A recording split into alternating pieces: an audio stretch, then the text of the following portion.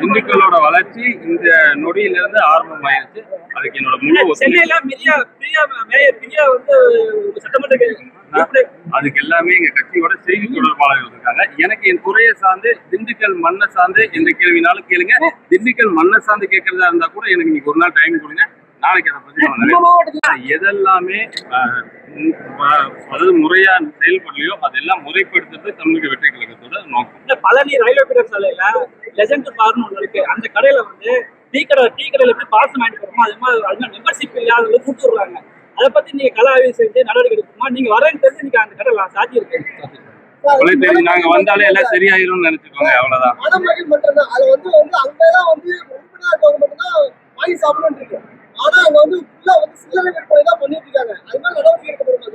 ஆனா தொடர்ந்து எல்லாமே ஆய்வு பண்ணிட்டு இருக்கோம். எங்க எங்கெல்லாம் முறைகேடு இருக்கோ அங்க எல்லாம் நடவடிக்கை. நானே நேரடியா வந்து ஆடியோ சொன்னேன். அவர் இது வரைக்கும் நடவடிக்கை எடுக்கல.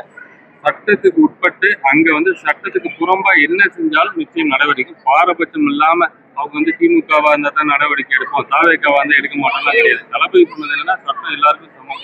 தப்பு யார் பண்ணாலும் தப்பு தான். அந்த இடத்துல நம்ம 2 ஒயின் ஷாப் சாத்தி இருக்கோம். அது வந்து அவங்களுக்கு பிளஸ்ஸா இருக்குன்னு அவங்களுக்கு என்ன பாருப்பா, நீங்களே வருத்தப்படுறீங்க ஒயின் ஷாப் சாத்தி இருக்குன்னு.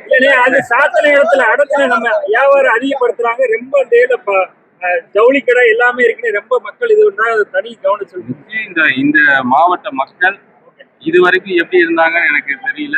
பட் இதுக்கப்புறம் இந்த மக்கள் நிம்மதியாகவும் ஒற்றுமையாகவும் ஒரு வளர்ந்த ஒரு சூழலை உருவாக்கவும் பாடுபடுவோம்.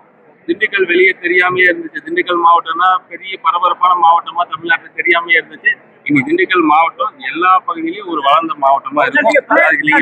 சப்போர்ட் பண்ணுங்க.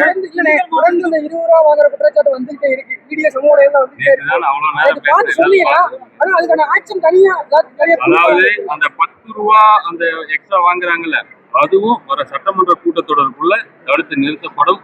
எல்லாமே எம்ஆர்பிக்குள்ள கொண்டு வரப்படும். இங்க எந்த ஒரு தனி நபருக்கும் எந்த ஒரு தனி கட்சிக்கும் மக்களோட கன்சியூமரோட பணங்கள் போய் சேரக்கூடாதுன்னு தளபதி உறுதியா இருக்காரு. இதுக்கான முடிவு அந்த எம்ஆர்பிக்குள்ள எல்லாமே கொண்டு வர மாதிரி இருக்கும். அது விரைவில் நடக்கும். திண்டுக்கல் மாவட்ட அமைச்சரை பொறுப்பேற்றீங்க. பழனி மலைக்கோயிலுக்கு வந்து ரோட் பார் ஒண்ணுதான் இருக்கு.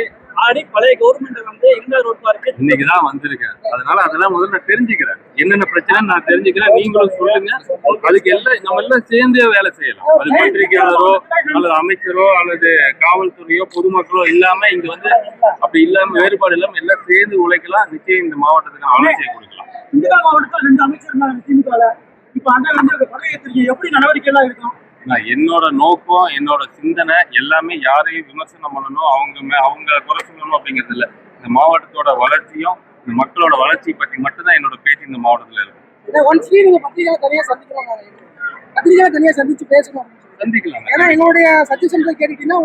நிச்சயம் நீங்க சொல்றதெல்லாம் அதை எடுத்துட்டு அதை ஆய்வு பண்ணி அது எதெல்லாம் நல்லதோ உடனடியாக இம்ப்ளிமெண்ட் மாவட்டத்துக்கு அது சம்பந்தமா எது நடவடிக்கை எடுக்கிறது அமைச்சர்கள் எம்எல்ஏ முதலமைச்சர் எல்லா பேருக்கும் அறிவிச்சாங்க. ஆனா எந்த நடவடிக்கையும் கிடையாது. மாவட்டங்களுக்கு மட்டுமே பேப்பர்ல மட்டும் வந்து அட்வர்டைஸ்மெண்ட் வருது. அதுக்கு சம்பந்தமான எந்த நடவடிக்கை வந்து இதுவரை எந்த அமைச்சர் எடுக்கல, எந்த முதலமைச்சர் எடுக்கல. அதுக்கு ஆய்வு பண்றோம். அது வந்து நிச்சயம் மக்களுக்கு தேவைப்படும்.